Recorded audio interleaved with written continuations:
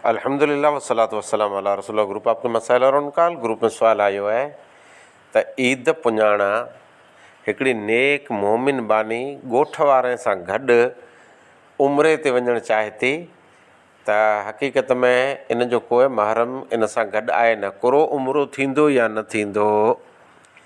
जी उमिरो हिकिड़ी बहितरीन इबादत आहे, उमिरो कयो खपे, मगर औरत सफ़र करे तंहिं लाइ शर्त आहे जे महरम भेरो खपे। जे महरम भेरो न आहे त औरत हज ते नथी वञे। हज जो सफ़र पण जाइज़ न आहे। आप सल्लल्लाहु अलैहि वसल्लम फरमायो कोई औरत सफ़र न करे मगर इन सां गॾु इन जो महरम खपे। त जॾहिं हज जो सफ़र नथी करे सघे त उमिरि जो सफ़र कीन करे सघंदी। इन खे नेक नियत मथे हिते जा अलाह अर्जर ॾेई ॾींदो। बाक़ी हिते ॿिया भलाई जा ख़ैर जा कम जाम रहिया तंहिंमें पैसा वापराए अलाह हिन खे नियत मथे एतिरो जेतिरो अजर ॾींदो।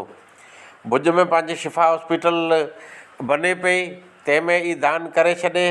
ॿिया मसीती मंदरसा रहिया तंहिंमें दान करे छॾे। ख़ैर जा भलाई जा कम जाम रहिया तंहिंमें भले ई ख़ैरात ॾेई छॾे। मगर सफ़र जे कंदे त शरीयत जे ख़िलाफ़ु इन सफ़र कयईं।